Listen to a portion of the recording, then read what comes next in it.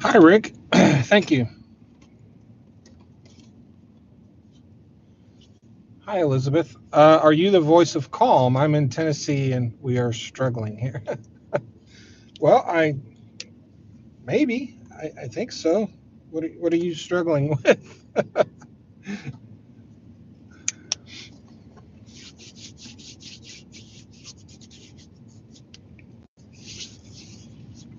Thank you guys for coming in. This is gonna be a Q&A session. I'll answer any questions you have if I can. If I can't, I will tell you I can't. I don't. Thank you, Mr. Potato.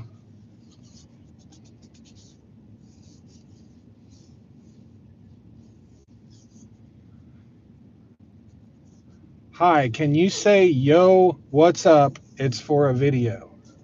Yo, what's up? Yo, what's up? Hey, yo, what's up? How's that?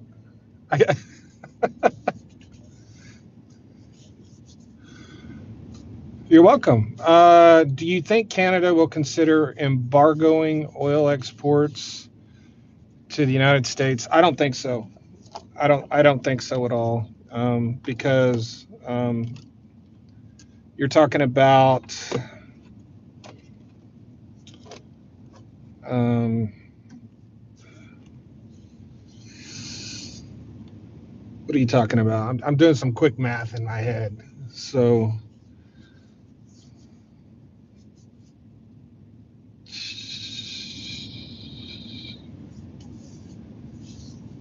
a couple of $100 million a day in lost revenue uh, for the oil companies in Canada. They're not going to do that. They're not. It would be. I mean, it's a nice thought, but it would be unbelievably destructive to the industry in Canada. They would completely decimate their industry. So I don't think they will.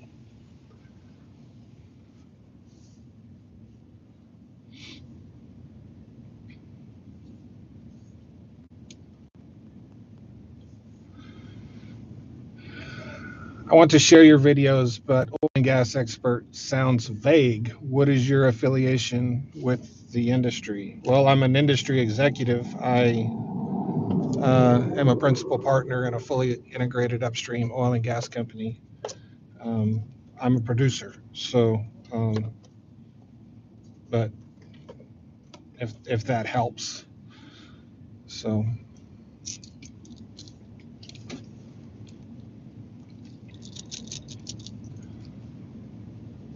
do I have an OnlyFans? No, no, I don't have an OnlyFans.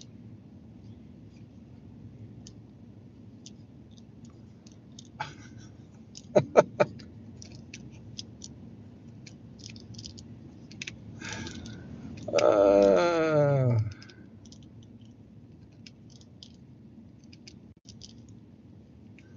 does Maine rely heavily on oil from Canada? No.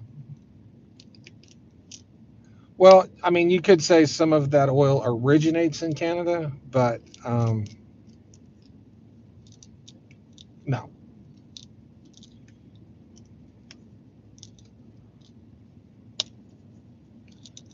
It's a blend of American and Canadian oil that is refined and provides the fuels that Maine uses through Enbridge Line 9.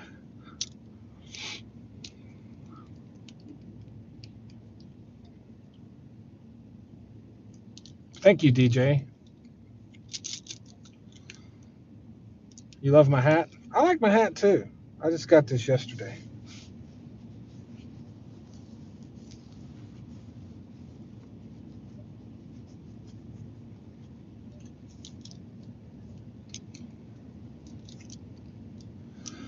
Josh says, I saw Mexico back down. Don't think Canada will do so.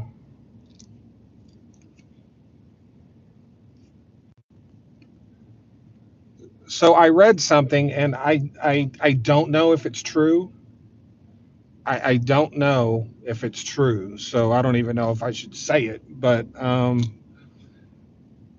what I read, and you guys can check this out for yourself and fact check it because I am giving you this disclaimer. I don't know if this is factual, but what I read was what Mexico offered Donald Trump, as far as putting more Mexican troops on the border, that they were already doing that, and so they didn't really give anything up. I have no idea if that's true or not. That could easily be a one-sided statement that's made to make it look like Donald Trump didn't accomplish anything. Like, you know what I mean? You just can't trust anything you read these days. And I haven't had a chance to fact check that or source that or anything, but that's just, and I take all that stuff with a grain of salt. And that's why I put that disclaimer on there, because I don't know if that's true.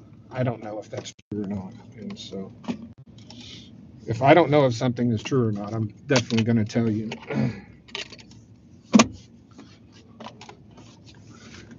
But it just gives you something to look up. Like, you can go find that out for yourself, and if it's true or not, you know,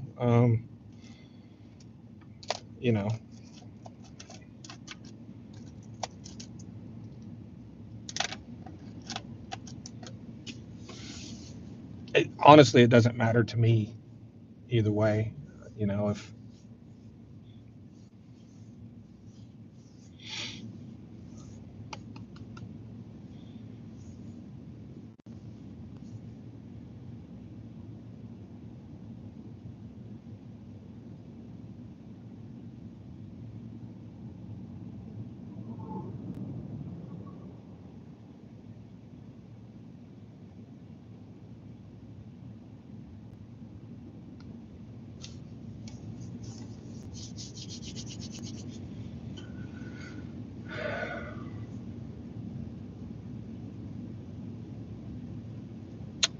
am I concerned about the stock market? Not really.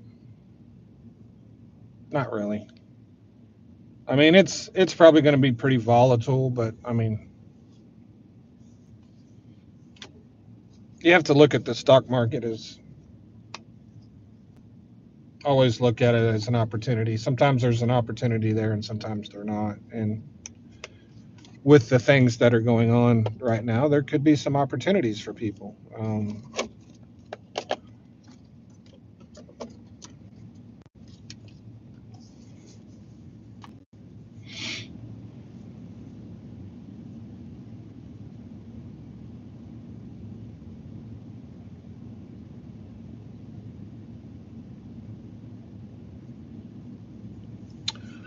The last time I looked, the stock market was down like 100 and something points. It looked like it fell a lot and then recovered, when the announcement came out about Mexico. But what it's done in the last hour or so, I don't know. So that's just the last time I looked. What opportunities are you taking advantage? I'm not taking advantage of any of those opportunities, but some people would. So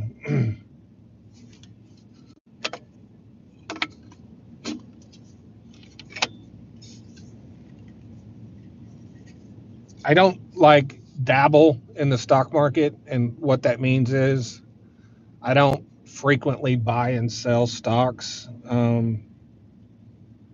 I I buy stuff and I just keep it forever and I don't look at it really. That's my stock market thing. Like, that's what I do. Whatever I have, I just keep it forever. I don't do a lot of buying and selling. I don't play around with it too much, and so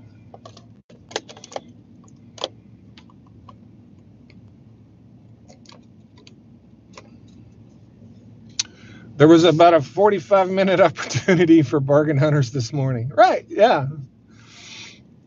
Since then, it's been a pretty average day, and so I just don't consider myself like, I know just enough about the stock market to get myself in trouble. And so I'm a pretty conservative investor. I buy really solid things and I hold on to them forever and collect dividends. And That works for me.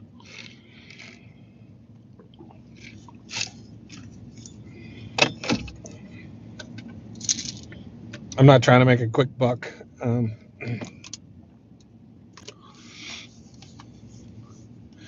Any thoughts on the new U.S. sovereign wealth fund? I've read a little bit about that. I've read a very small bit about it, so I honestly don't know that much about it. The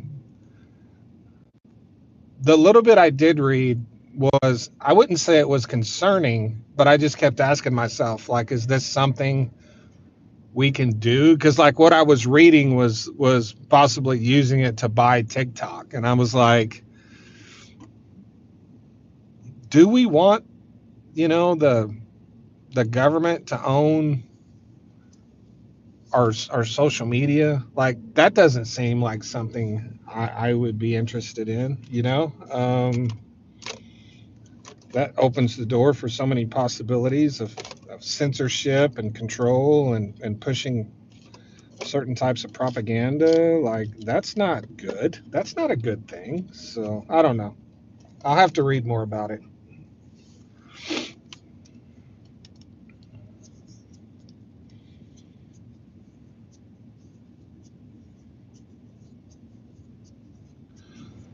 How could Canada increase its oil exports? Well, um, they need a pipeline running east. They need a pipeline running east, and they could probably, not probably, they could absolutely twin the Trans Mountain pipeline and expand it. And the Trans Mountain pipeline is a massive pipeline, but they need to get more of their oil out of the country to bring up the price of it. And the purpose for the Keystone XL, the purpose of the Trans Mountain, all of that was to bring up the price of their oil. And they're just not getting enough of it. You can't get like 1/5 or 1/6 of your oil to the global market and expect that to put upward pressure on your prices. You know what I mean? Like, because the vast majority of your oil is still trapped in the United States, so they need to get a higher percentage of it out there. And they got to go east or west. Like, there's two ways they can go. Thank you very much, Seth. There's two ways they can go, right? And so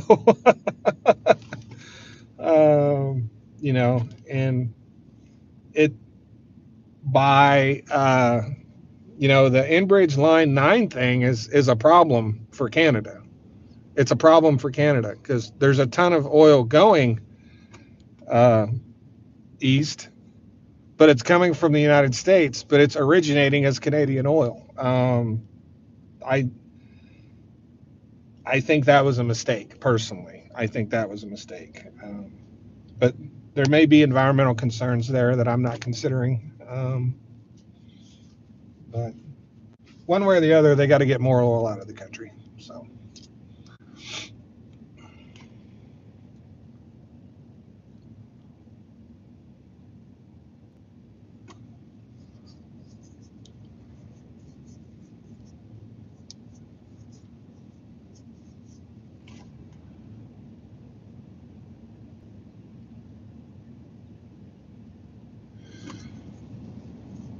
we can twin the Trans Mountain. Yeah, and I've talked about that before.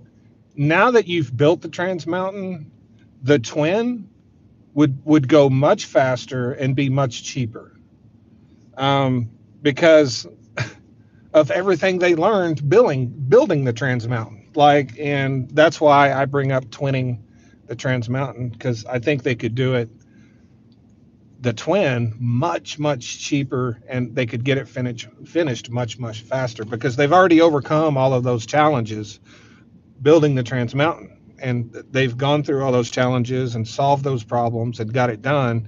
So you're just repeating a process where you've learned all of your failures and challenges. So I would, twinning the Trans Mountain, I would think, makes perfect sense.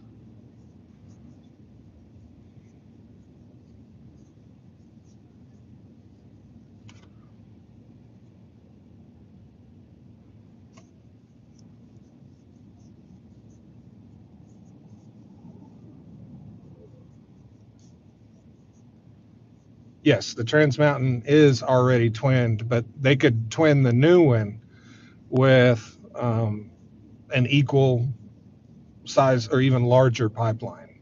Um, they could add significant capacity.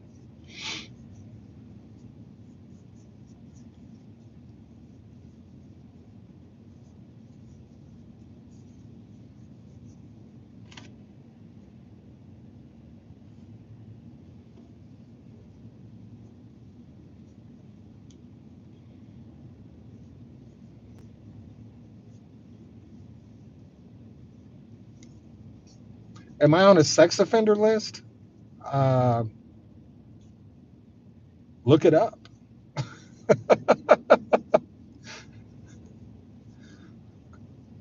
Are you trying to see if we're on a list on the same page or something, or like? No, I'm not on any offender list. I have no record. Maybe a seatbelt ticket 25 years ago. No, I'm not on any list. But thanks for your concern.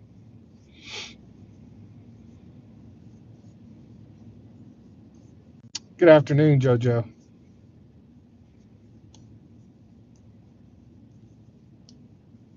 He's looking for a buddy, probably. Yeah, probably looking for a partner in crime.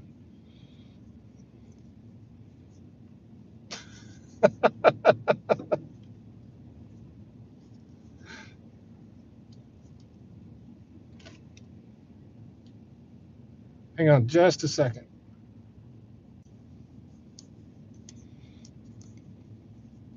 Sorry about that.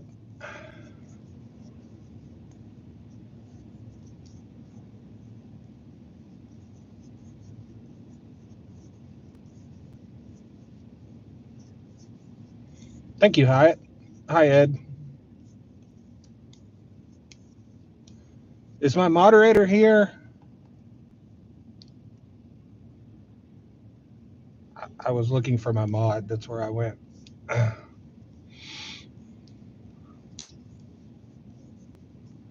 OU or OSU fan? I'm an OU fan, but I cheer for OSU too. Like I don't have any hate for OSU, but I am an OU fan.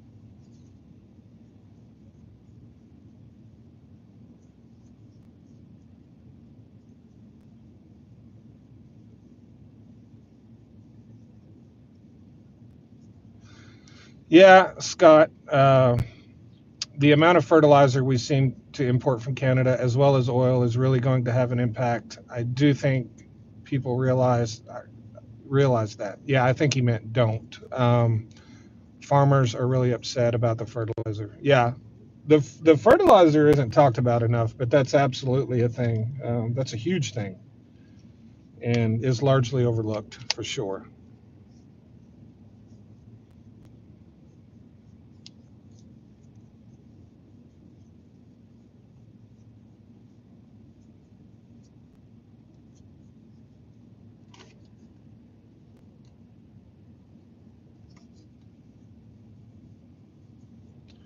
Western Kansas, not really. There's not really any activity going on in Western Kansas right now. I mean, not. Yeah, no. Isn't fertilizer BS? Yes, it's well, and CS. Yeah, it's BS and CS. Really, you could just say S. Yeah. Thank you so much, Seth. Thanks for coming in. So YouTube is your new main platform moving forward. Yeah, pretty much. I mean, even if the other app doesn't go away, I'm going to devote more time and energy to this place here because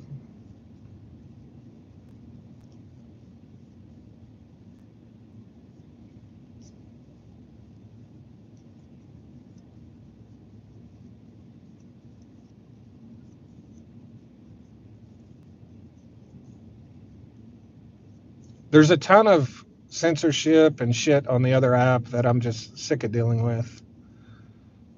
And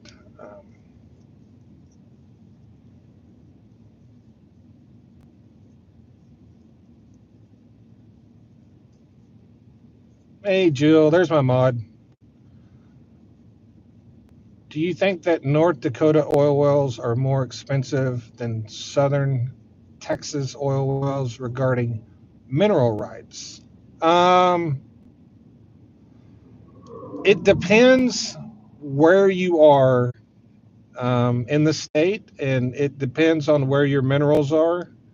Um, there are significant um, hydrocarbon bearing valleys in the geology in North Dakota, and significant valleys and channels. And if you have minerals through those areas that basically have the best source rock, in those areas that hold the most productive wells, just the best areas to drill, then your acreage is going to be worth more than everywhere else. And that's the same thing in South Texas. So it really depends on where the minerals are, whether you're in the Bakken or you're in the Eagle Ford. It depends on where they are. Um, you got to get more in the weeds as to where they are within the play.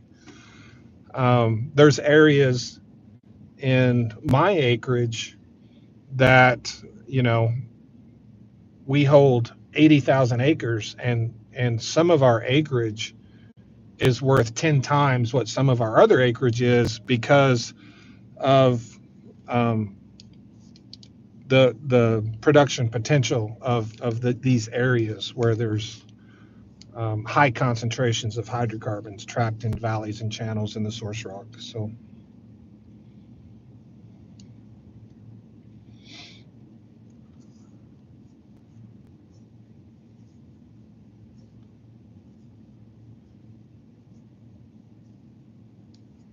do I think the other app changed after the reboot? Um, my FYP changed, but that's about it for me. Other people have talked about big changes they've seen, but it's getting glitchy because it can't be updated because it's not in the store. So it is acting weird occasionally, but I don't know how much it's really changed.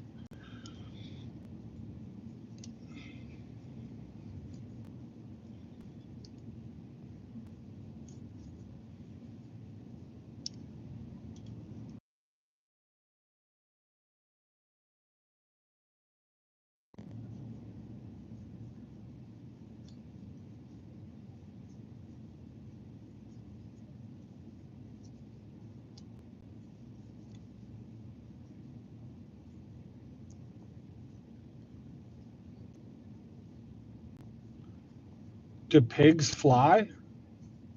Oh wait, you're at. Wait a minute, I got to get caught up here. I missed something. I just someone asked if pigs do pigs fly, and I'm like, wait a minute, I must have missed something else.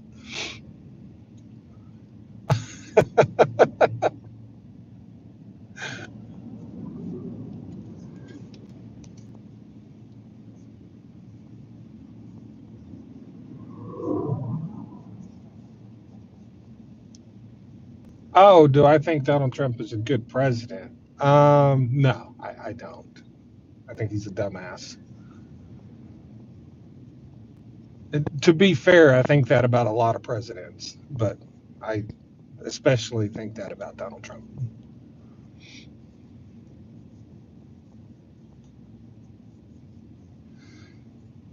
If I had 100 million to invest into a midstream company, what company and why? Um,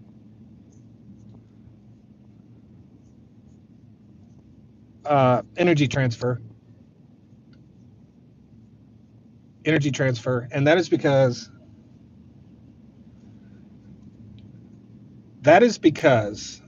God, what is that guy's name?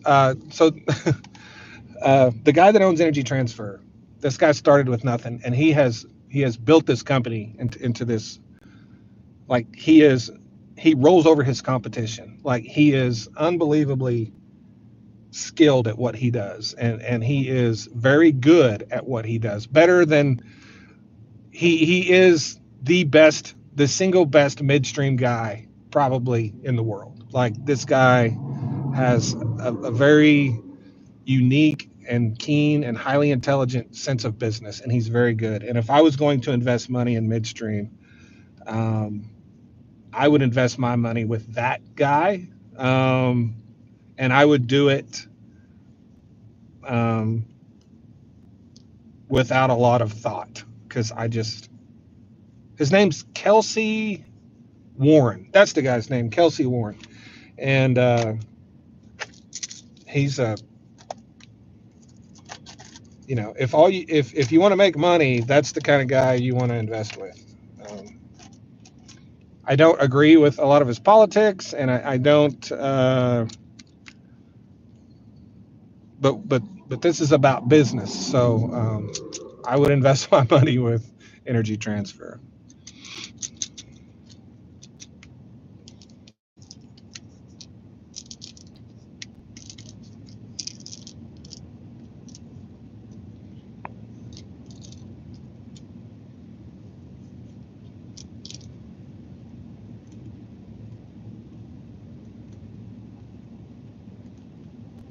Yes, I'm wearing my glasses. Absolutely.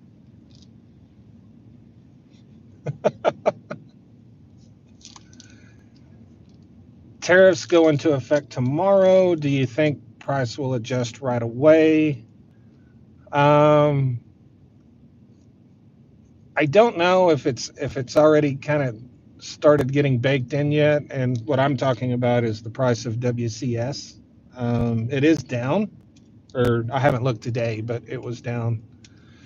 It's been trending downward for what, a week or two. If the tariffs do get implemented, and keep in mind they were cut to 10%, which is a huge deal as far as the amount of impact it'll have. It's still going to have an impact, but it's not going to be nearly as destructive as before. So the downward pressure, because these tariffs are going to put downward pressure on WCS, I think just temporarily. And then they'll come back. Everything will kind of calm down, and they'll come back. So I don't think it'll put a great deal of downward pressure on WCS. One, since they were cut all the way to 10%. Now, what the stock market will do, that's a totally different deal, because I'm just talking about oil and gas. And I think the stock market's probably waiting for a deal, sort of like happened with Mexico, and waiting for a pullback or a pause. But if that doesn't occur by tomorrow, then, and I'm not a stock market guy, but I would expect, common sense tells you the stock market's going to drop tomorrow. You don't have to be an expert in anything to know that. But I do think it's partly baked in.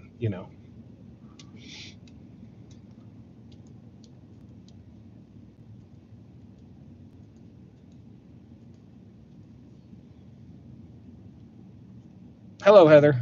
Flower. Hello, Flower.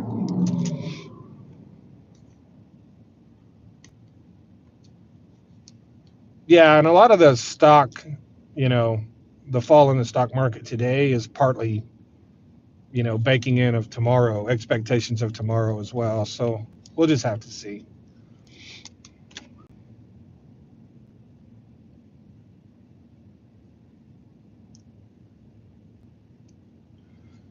Do you love Gween? I don't know what Gween is. Um, when are you running for U.S. Senate? I'm not. That's not a thing. Um, I would never. I would never win any kind of election, I don't think.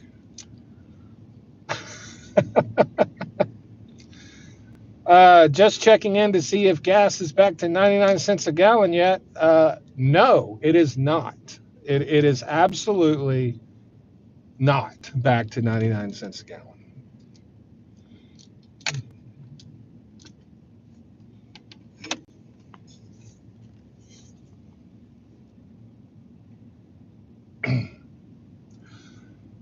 I am sure there's a reason, but why do we have to buy oil from Canada? So we don't have to buy oil from Canada. We choose to buy oil from Canada because they're our closest ally, and it's about $20 a barrel cheaper than the alternative. Well, $15 to $20 a barrel cheaper than the alternative. So we buy it because it helps us keep our gas prices down. That's, Canadian oil is one of the reasons, you know, uh, despite what everyone thinks that we just pay this exorbitant amount for gas prices, when compared to the rest of the world, our gas prices are actually cheap. And, buying cheap Canadian oil contributes to that. It just does. Um, but you always want to trade with your closest allies and trading partners, and especially the ones you share borders with. Like, that's just good business. So um, if Canadian oil went away, we could certainly replace it with oil from other places, but it would make our gas prices rise significantly for sure. um, but there's a thousand reasons why we want to trade with Canada and Mexico, and they're all good. There's nothing at all bad about trading with the countries that you exist with on your continent that are your closest allies. Um, Only good can come from that. So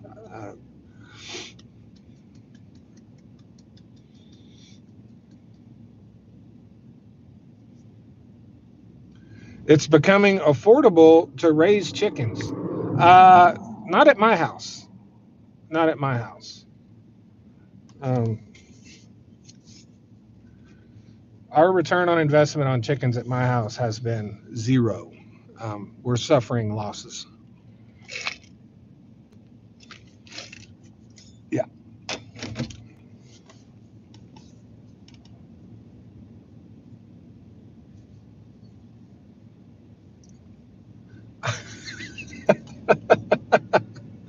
I was going to say that, but I didn't. Yeah. Yeah, I know.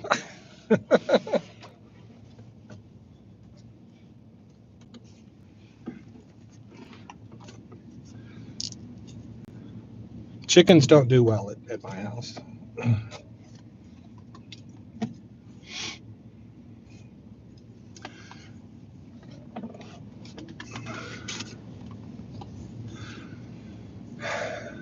I heard Canada is targeting their tariffs at red states. Is that true? I did read that. I mean, I can't say for certain that it's true, but I read that same thing. I read that they had targeted some red states, but that's not information I can verify. But it is something I read, and I read it in a lot of places. So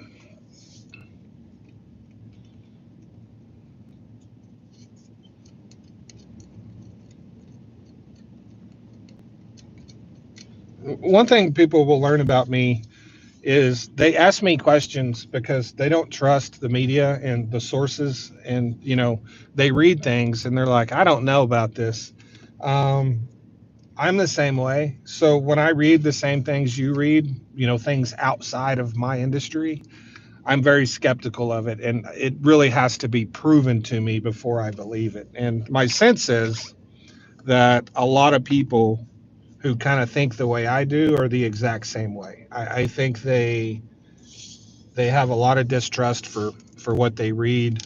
Um, Even from media sources they kind of trust, they still have some trust issues there. So I totally understand. Um, I totally understand that.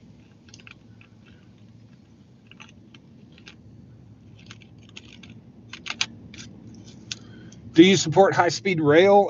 Sure, sure. Um, you know, I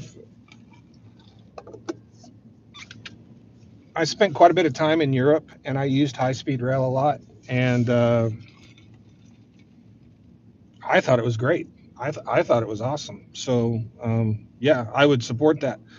The thing I don't know though is if Americans would broadly support it to the point where it can be profitable. You know how this country works. If it's not profitable, then it's not a thing. Like, we don't do it unless someone can make a dollar on it. It doesn't happen, right? So with American culture and American driving culture and the way our country was built, with vast, expansive, spread out cities where everyone basically has to drive.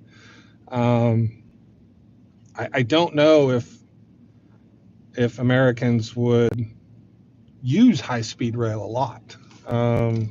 I don't know if they would keep it profitable, but but I do support it.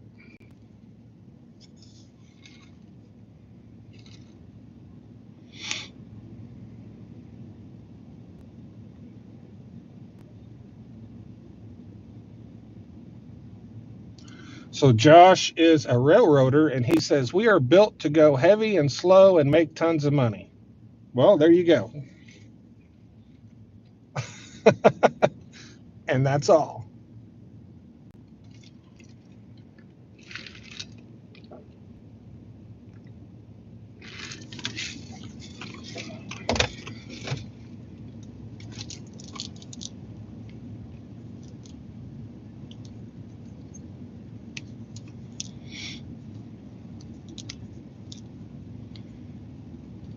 I like driving, but I like rail over flying any day.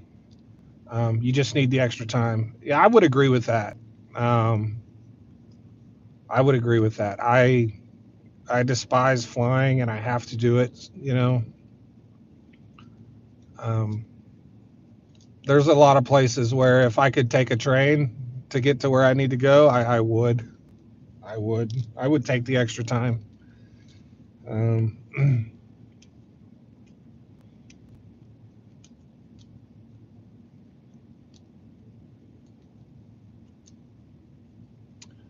could I realistically start buying mineral plays in the $10,000 range? I would like to get like 10 of them, and then one that I can work over myself later when I can afford it. Yeah, you can absolutely do that. Um, you can also, you know, get leases for free. You know, it takes a bit of work, but um, you know, there are instances where you can take wells, and you'll be given wells for the plugging and abandonment liabilities. And in the right scenarios, oftentimes those wells come with any existing leases that they're holding. Now, a lot of times those wells, are given you just get the well bore, like you don't get the whole lease. But sometimes you can get a big a nice piece of the acreage that comes with the lease as well. So,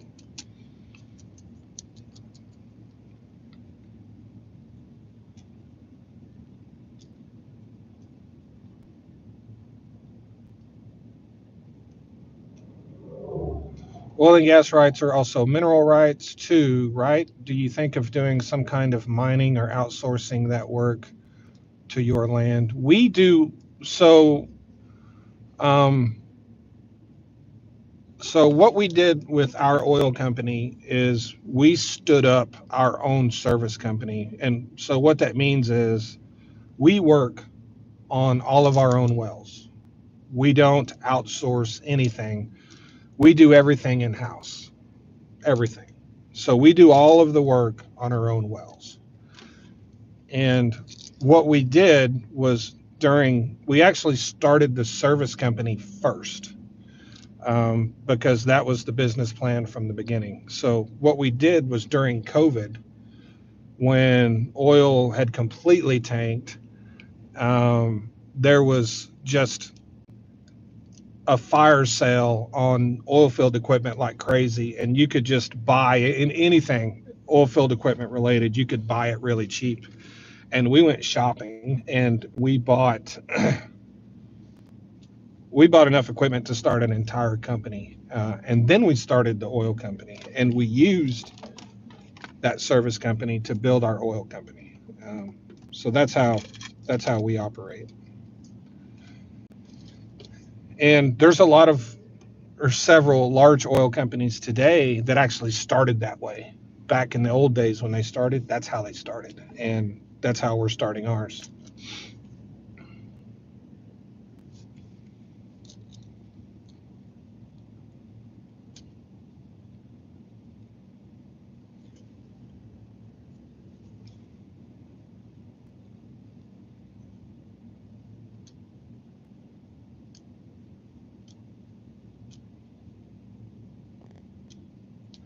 Is the OPEC 2020 deal still active? No, that deal expired April the 1st of 2022.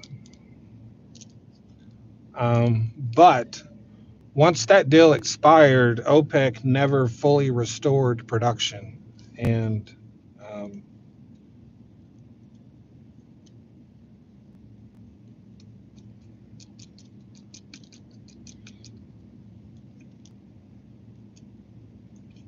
thank you, Dallas. Hello, BP. A well service company is what you need. Yep, that's what we did. We were buying stuff for 5 cents on the dollar. It was the things we bought was crazy. The price we paid for some of the things we bought was insane. They were giving it away. We'd have been stupid. We were either going to buy all that equipment, hold on to it for 2 years and sell it, or we were going to start an oil company. Of course, we started an oil company. But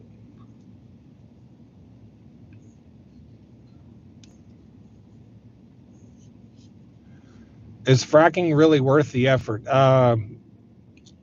It's the only way at this point. It's the only way for onshore oil and gas companies to be profitable is through fracking. When you say, is it worth it? Like, I mean, it's the vast majority of our production in the United States is driven by hydraulic fracturing. And when I mean the vast majority, I mean the vast majority. And over 90% of new production is realized through fracking.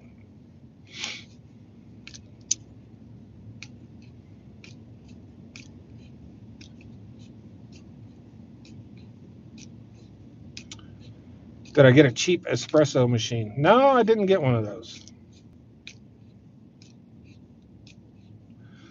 Do we have the amount of oil that Republicans claim in this country?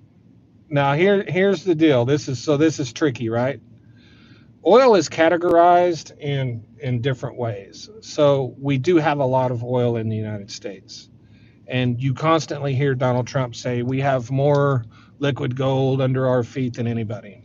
The problem is the vast majority of that oil that he's talking about has not been discovered yet, has not been proved to be economically viable. Like, we don't even, when you look at proven reserves, which is what I look at proven reserves, how much we know we have that we can extract out of the ground, and it's economically viable, because that's all that matters. You can have all of the oil in the world under your feet. If you can't get it out of the ground profitably, then you might as well not even have it. It might as well not even exist. So when you hear these things about the United States having, more oil than anybody,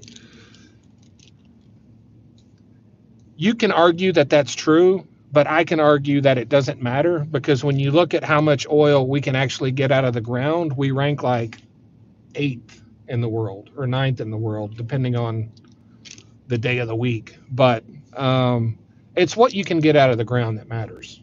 And right now, with what we have proved and what we can get out of the ground, we're not anywhere close to number one. We don't have anywhere near as much as Donald Trump says we do. And the only thing that matters is how much you can get out of the ground. That's the only thing that matters. So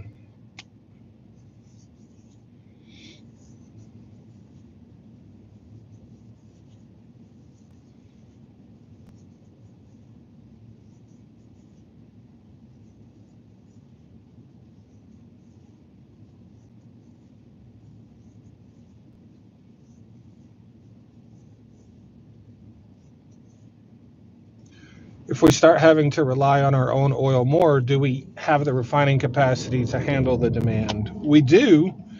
We do have the capacity, but we would have to be running at like near maximum capacity.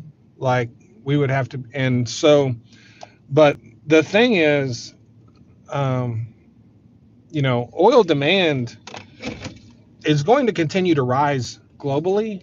Um, but I believe it's already starting to slip, just within the United States. It's starting to slip a little bit. And most of that is through energy efficiency. Now, I'm not talking about natural gas. I'm only talking about crude oil demand. Natural gas, totally different story. Natural gas demand is about to take off like crazy, but crude oil demand is slipping a little bit in the United States. So, yeah, we have the refining capacity. Uh, Jedi Ghost Bear, would a trade war caused recession cause OPEC to increase production to the levels Trump would like? Um, a trade war caused recession, um, it might cause OPEC to increase production, but not for the reasons Donald Trump would want them to. OPEC has a history of seeing when we're weak and then using that against us.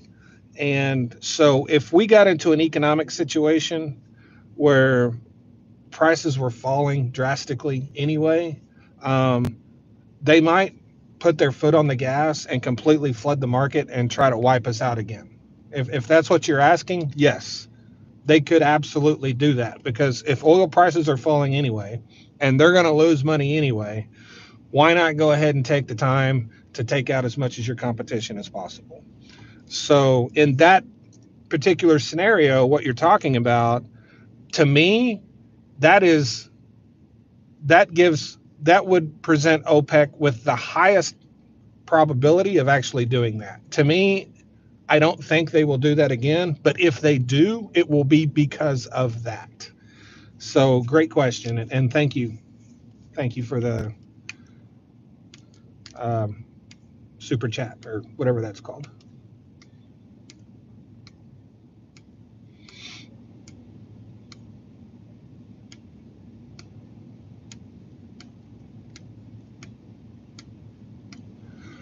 What's the difference between OPEC and OPEC Plus? So OPEC is, I believe, 14 member states, and it's the original OPEC, and OPEC Plus is sort of a subset of OPEC, and they brought in these other nations to work with them. The only one that really matters a lot is Russia, and because Russia, one of the largest oil producers in the world, and that gives OPEC overall, because OPEC Plus is a part of OPEC, um, a lot higher percentage of control of the total oil supply of the world. When you look at just OPEC, it's like 40%. When you look at OPEC and OPEC Plus, it jumps up to like 56%. So that means when you look at the organization as a whole, they control 56%, 57% of the world's oil. That's very significant, especially when you consider the fact that Russia is a member of that and a part of that, and they're very close allies with Saudi Arabia.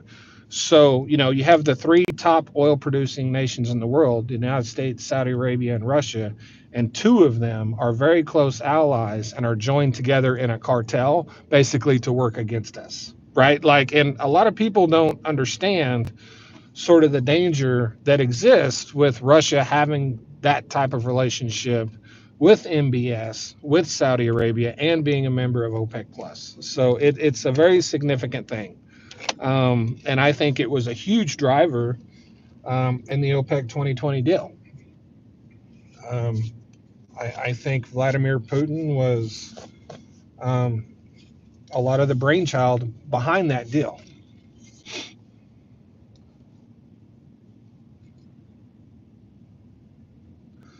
Does OPEC Plus get along and actually cooperate? It's funny.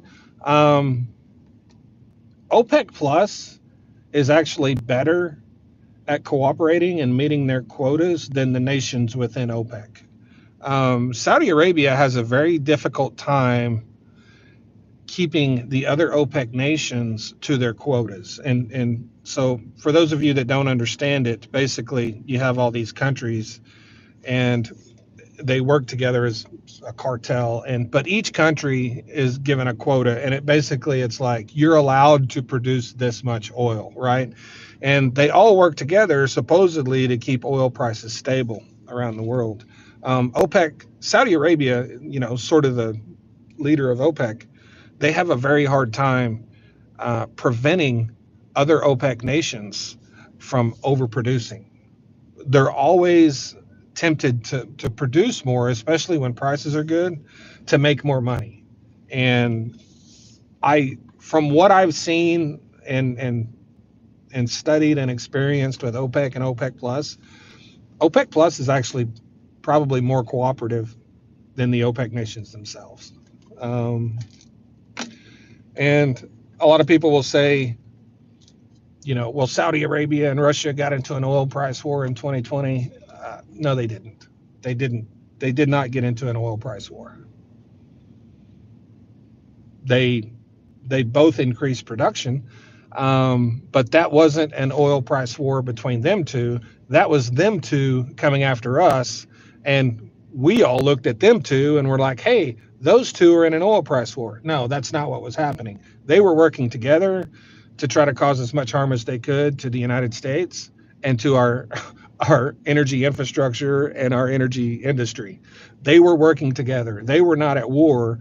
They were collaborating together and waging war against us. And we never recognized it and never saw it coming. And that's why Donald Trump ended up in the Middle East signing a deal to cut oil production by 10% for 2 years, which made Saudi Aramco the richest country or richest company to ever exist on the planet.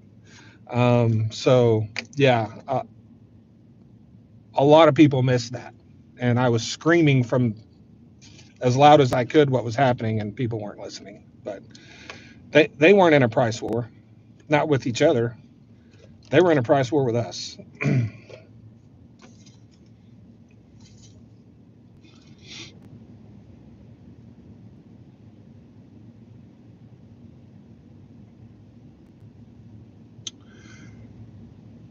If the U.S. closed all imports and exports and built refining capacity for our domestic oil, what kind of price at the pump would we see? It would probably go up about 20% on average over long term. It'd go up about 20%. We would still be a little over 1 million barrels a day short. Um, for all the oil we need. But yeah, about 20%.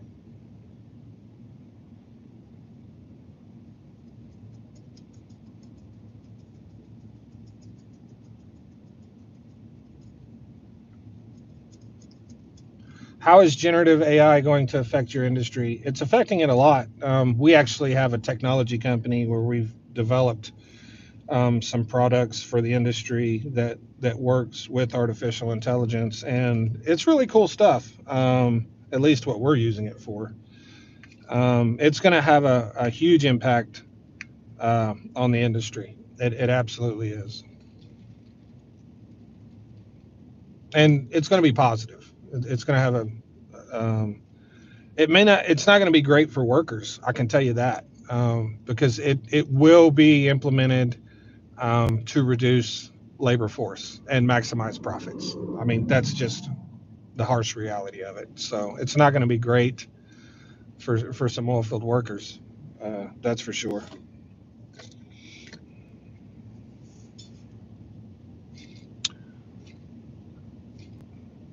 I want to thank you for educating me on so much. I'm 56 but still learning every day. Thank you, Anisha.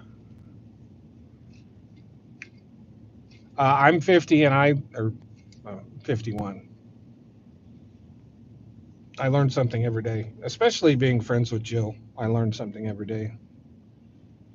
That's for sure.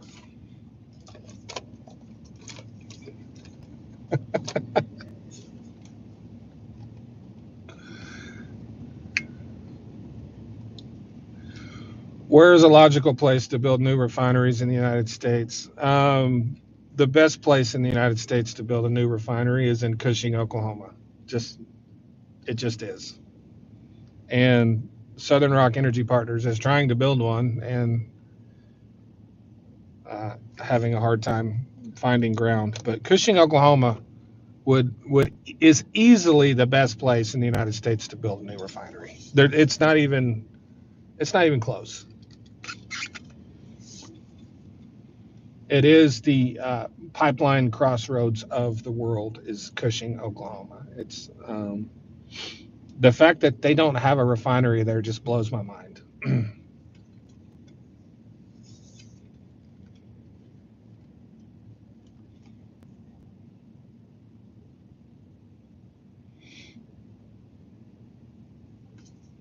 Are there types of oil we can't drill for that we need? No.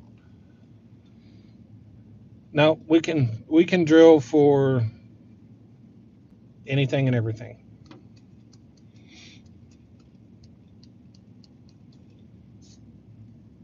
Hi Paul, how are you? Hope you're having a great day.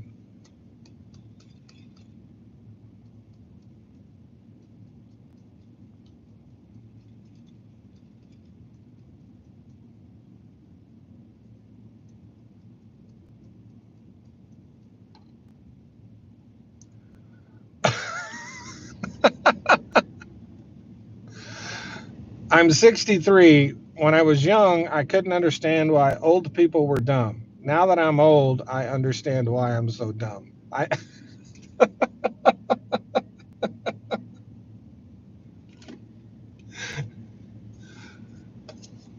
Well, I mean, that's that's a big dose of brutal honesty right there, isn't it?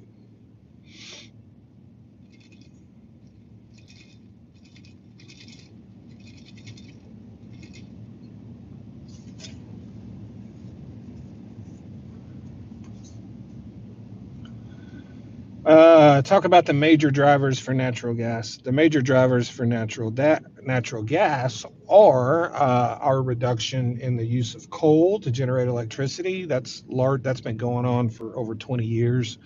Replacing coal with natural gas. That's a huge driver. New driver. Some newer drivers that have entered the market are, of course, data centers, artificial intelligence. Those require massive amounts of energy generate electricity generation, and then LNG. We're building LNG export terminals like crazy, so demand around the world for natural gas, a lot of that is going to be met by the United States.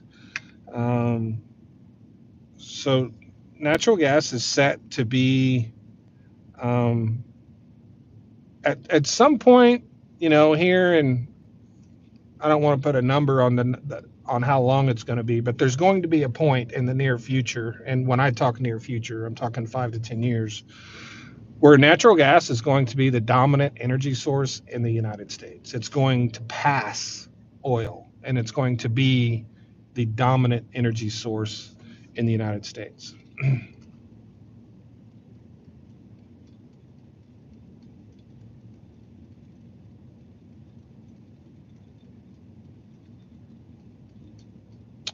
My natural gas doubled on my January bill. That's because natural gas prices went way up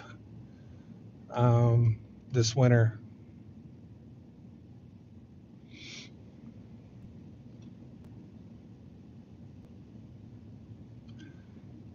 Dan Bongino replied to your video about him. Did he really? Good for Dan.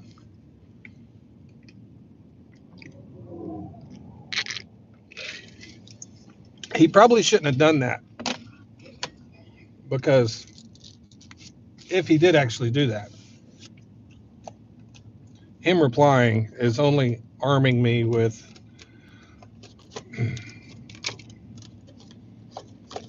a much worse video for him to go back to.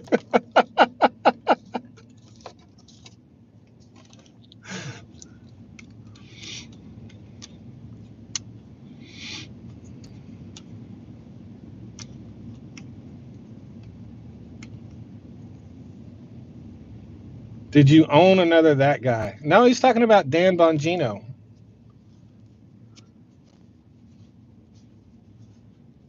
the former Secret Service guy that, I don't know, he has some big podcast or something. He's pretty famous.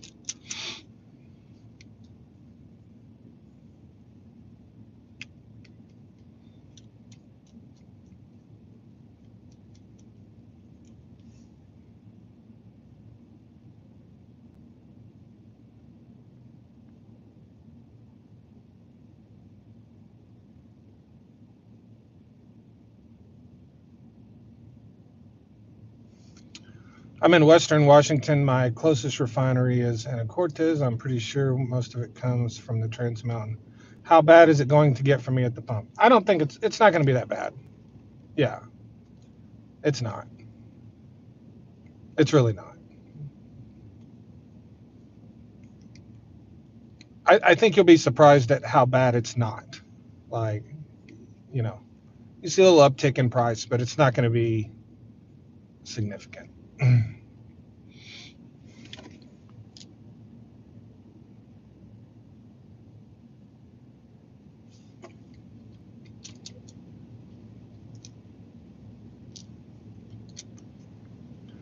Saw your video about the oil production cuts Trump made. I told my coworker the same thing and he didn't believe me. Yeah, just tell him to Google the OPEC 2020 deal. I mean, it's not that hard to find.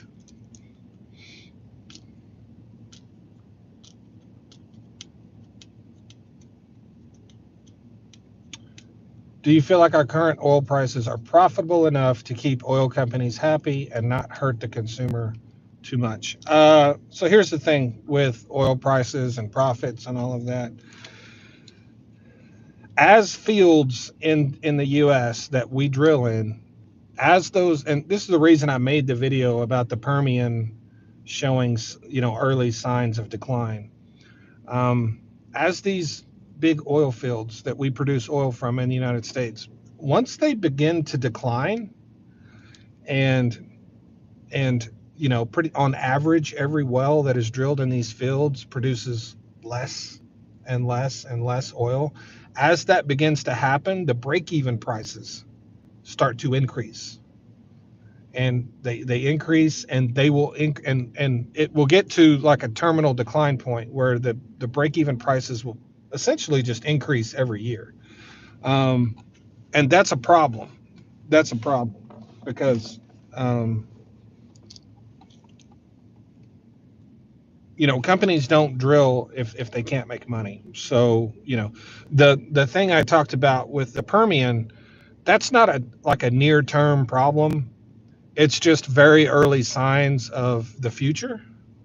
But those are things that exist in every oil producing basin in the country. So um, fairly soon, within the next few years, it would be nice if we found another significant discovery onshore in the United States.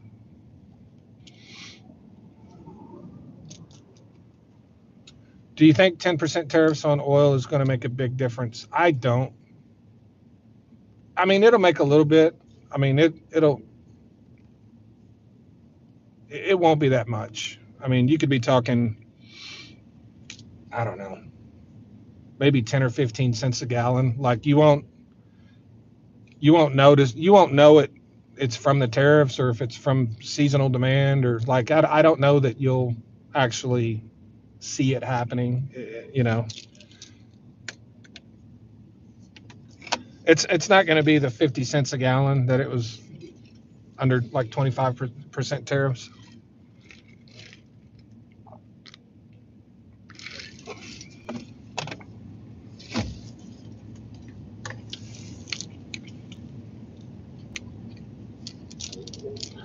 Do you think this renaming the Gulf of America is a workaround to drilling? No, it's not.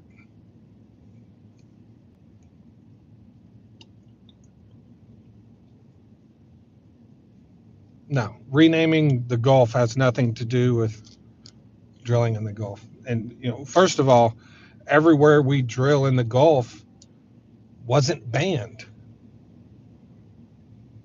The only place in the Gulf that was banned was already banned. So no, there's no workaround there.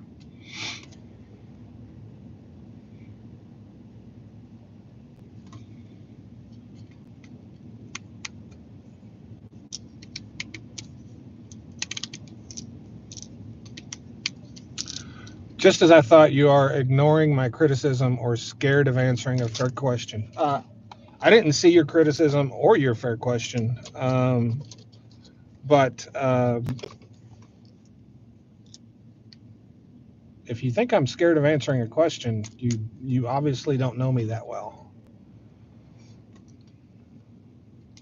And I get criticized daily, so trust me, that doesn't concern me at all. Um, some random person on the internet criticizing me is nothing new. I'm sure you're a wealth of knowledge in all things.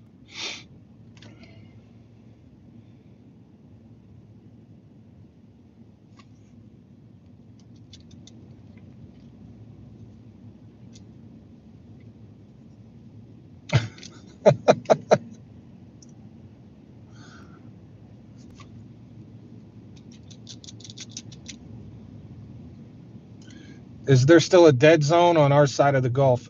Assuming you're talking about the east side, then yes, that still exists.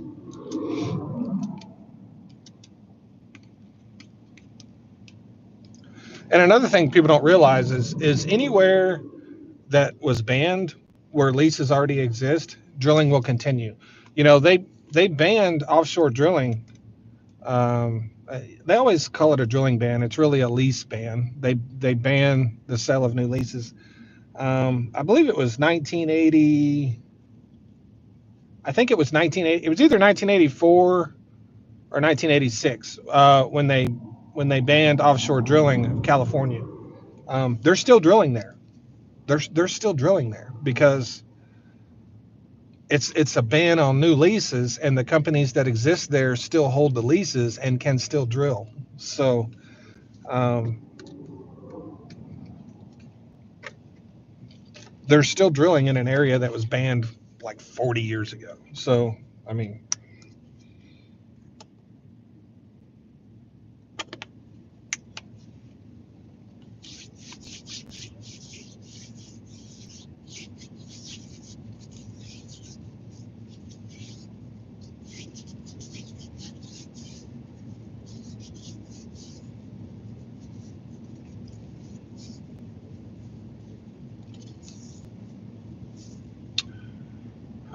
thank you, Joe. Not exotic. Joe, not exotic.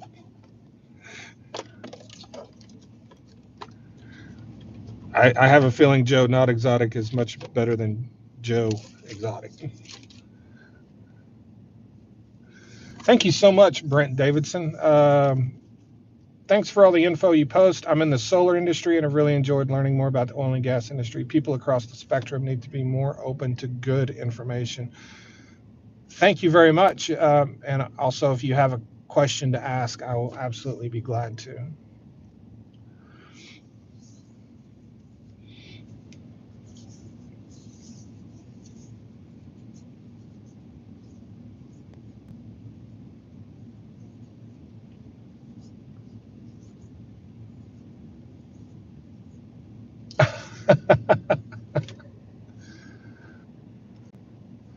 Ponder Live, thank you very much.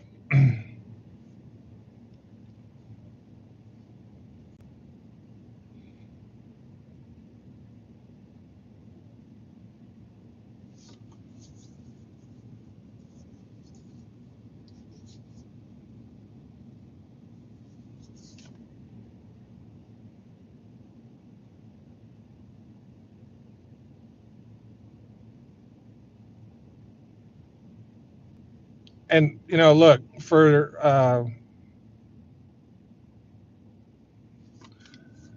what people need to understand, I've been doing this internet thing for a long time. And so you're not going to come in here and say something that I haven't already heard, or like I do this daily, like, and I deal with trolls daily, and I'm actually thankful for you guys because um, I literally built my entire online presence with trolls. Uh, you guys have no idea how much you have contributed to my success.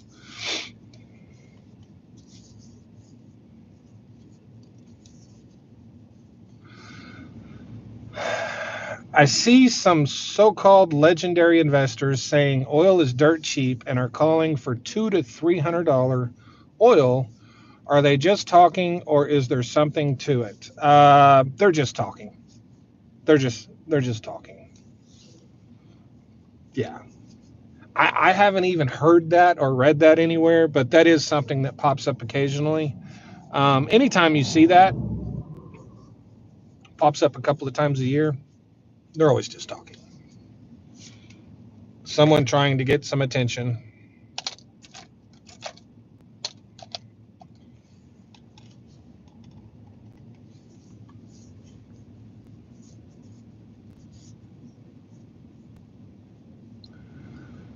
Feels like whenever there's a big emergency nationally, gas pops up in price immediately. Is that a thing? Yes, that is absolutely a thing.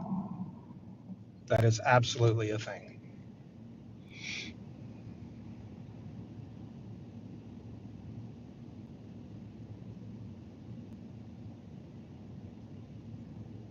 Thank you, Gene.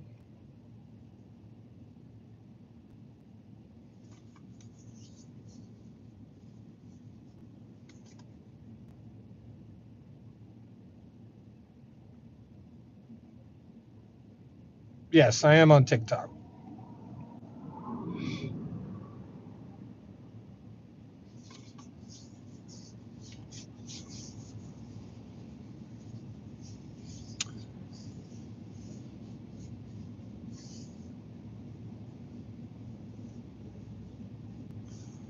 Any opinion on peak cheap oil? On peak cheap oil? Well, um,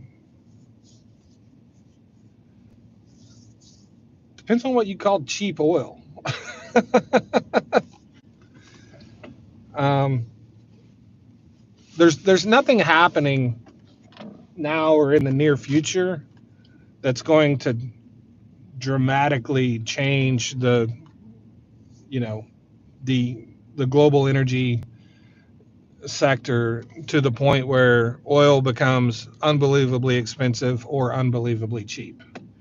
Um, and when you talk about the energy transition, or you're talking about using more renewables or EVs or all these things, you talk about AI, data centers, all these things, they're all very gradual, slow moving changes that the industry will adjust to over time. So, as we hit peak oil demand, and that plateaus, and then once that starts to come down, that doesn't mean a lot for prices. And a lot of people, a lot of analysts, and a lot of experts think that it does, but it doesn't. Um, the vast majority of our time, the whole history of our world, we used less oil than we do now. And so if over a period of 20 years, oil demand drops by 10%, that's not going to have an impact on the price, because the last time oil was that price, it didn't have an impact on the price. And it's such a slow moving transition that as demand goes down, production will just ease down with it and keep those prices stable. So the idea that oil demand dropping due to energy transition or any of these other changes, is not really something that makes much sense, because oil and gas operators will simply curb production to meet demand and find new revenue streams and new sources to make money. So that's what I can say about that.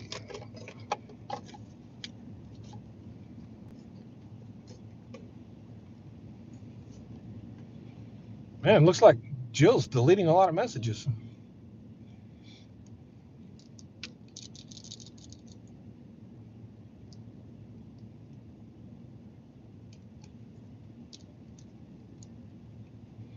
Any book recommendations about the industry? The Prize by Daniel Yergin.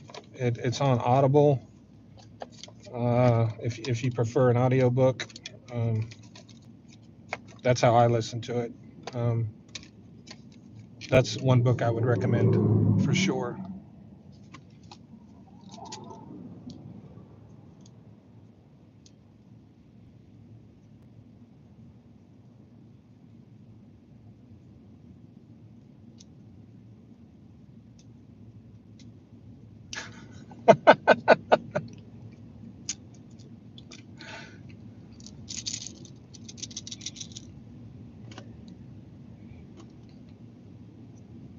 It was one idiot. That's a really great book, Disco. If you that I highly recommend. It gives a ton of the history of the industry and how a lot of things played out over the years. So, um,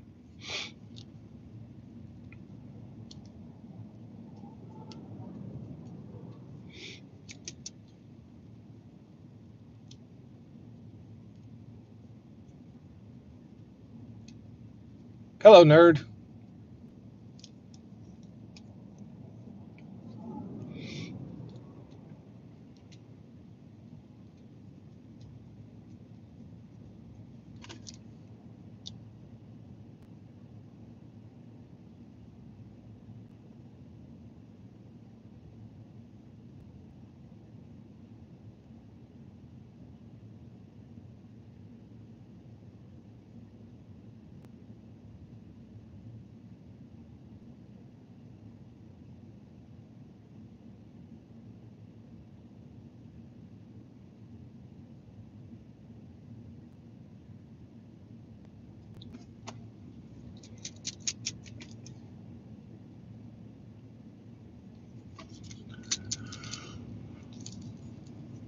The point at which easily accessible and inexpensive oil supplies are depleted. That's already happened in the United States. That happened a long time ago in the United States. Um, yeah, but technology is how do you say? Technology is the buffer between having peak cheap oil and experiencing the full consequences of it. But there's a lot of places in the world, that haven't obviously reached peak cheap oil. But I think we're way past peak cheap oil in the United States.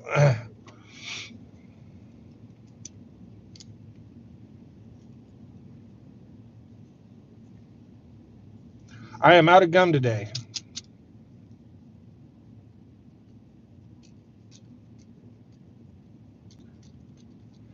Have you considered writing a book? I actually started writing a book, and then I partnered up with the Dispatch, and I kind of put that on hold because the thing about releasing a book is it's all about timing, right? And you want to put out the best, most informative product possible. And then so I kind of put the book on hold when I teamed up with the Dispatch because there were some opportunities there that would carry over to the book, and I wanted that to kind of play itself out before I decided to do that. And then Donald Trump was reelected, and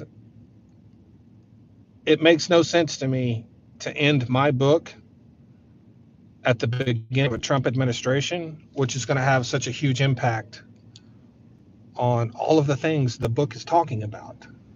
Does that make sense? Like, so um, I could finish it, but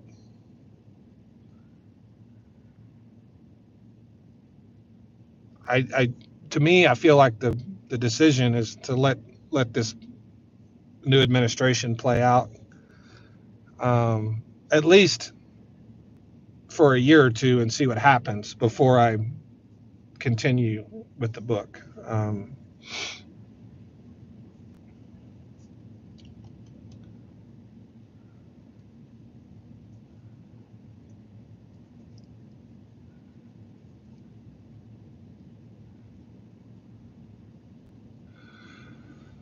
What are your thoughts on natural gas prices for the year?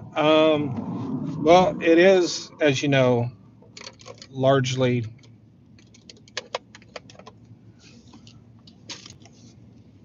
still largely weather driven, but you set aside the weather, like everything is in place for natural gas prices to support higher natural gas prices. Like everything is set up for natural gas to kind of take off, and it's already done so a little bit. Um, but I think for this year, um, we hit $4 there. What was it? We got over $4 there. What, 10 days, 2 weeks ago? I think we're around 330, 340 today. I think there's a chance we hit $4 again in February, maybe another big winter storm. But for the year, we're probably going to be somewhere between 330 and 350 would be my guess. Some people are a little more aggressive and they're coming in a little bit higher. Some people are saying it's going to average 3. Some people are saying 380.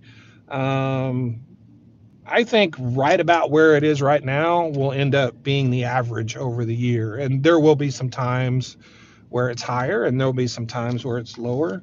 How hot of a summer we have this year is going to be a huge driver of that as well. If we have a really super hot summer again, it's going to depress inventories. It's going to keep us from building a large oversupply in inventory, and it's going to keep that depressed, which will keep futures higher for longer and moving into next winter as well. So, weather still plays a large role in it, but I think we're solidly in the mid to low $3 range as an average for the year. Pretty easy, and that's pretty conservatively. You could make the argument it could be a little higher, but that's where I see it at.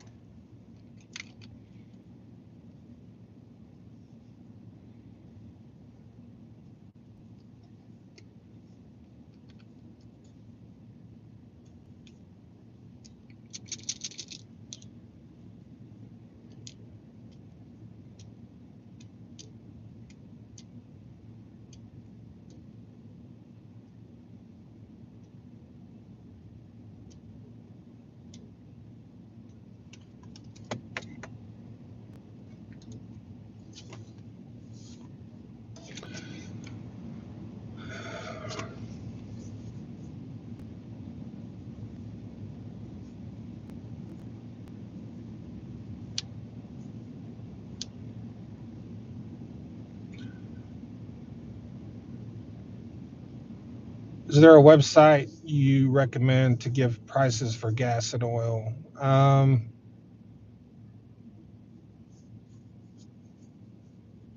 Not really. I mean, I pretty much use the EIA for everything. If I'm looking at national average of like gas prices, I just look at AAA. Um, but I use the EIA for most everything I do. Um,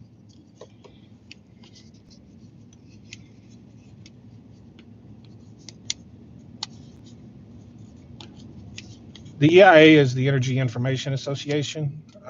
It's a government website.